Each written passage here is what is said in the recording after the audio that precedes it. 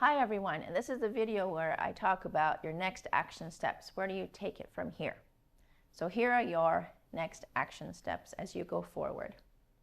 Here are some resources that everyone should know about. That is your Career Center at your university. Please use them. You paid for them with your tuition. You should go there.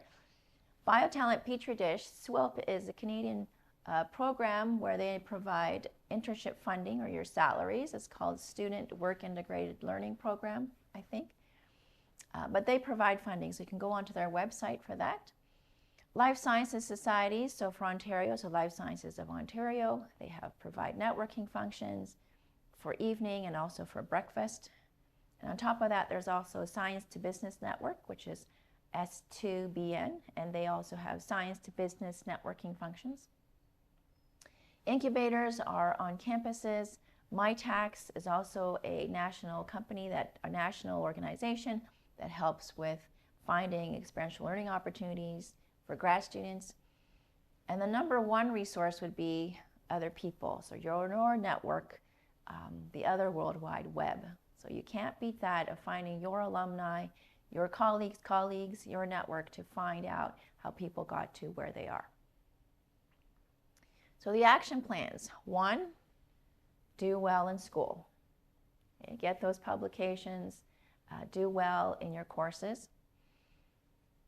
Have a life outside of school. You need to have something that you care about, that you're good at, that you love, and that you continue that, whether it's music or sports or writing, something to keep the whole you. Okay. Use the Science Careers Individual Development Plan for your progress through skill development. Attend conferences. Remember how to network with my networking video and my resource on University Affairs. Conduct informational interviews with your alumni, with people that you know that knows other people. Those are key going forward. And take action. You can plan as many things as you want on paper, but if there's no action, it's not going to get done. And measure your impact, not just for things to write on your resume, but more because of your own professional development. How did you do as a TA? How did you do as a mentor? How did you do as an intern? Gather all that performance feedback for yourself and for your own growth.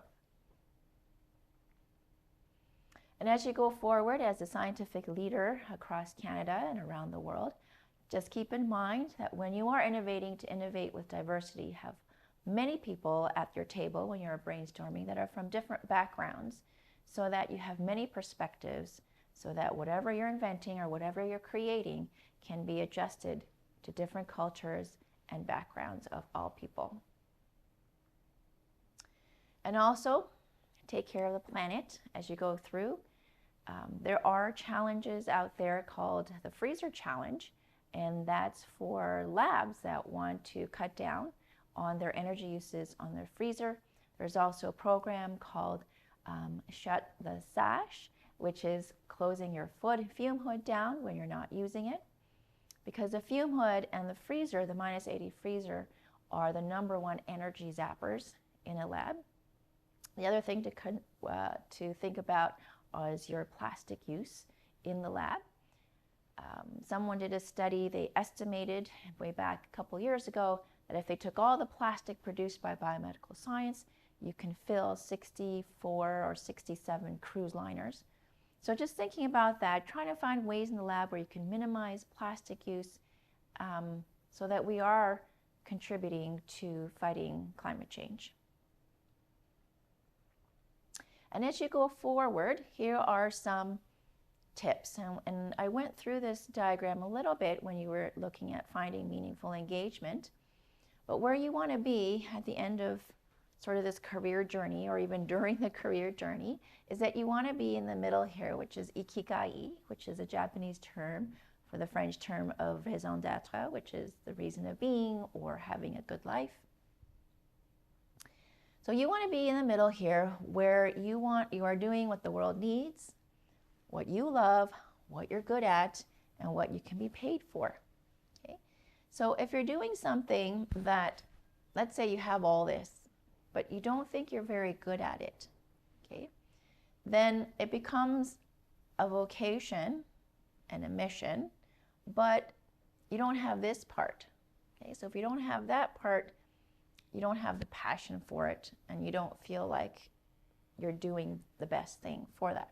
And if you're not paid for it, well, you don't feel like you're getting enough salary for it. You're not going to be happy either.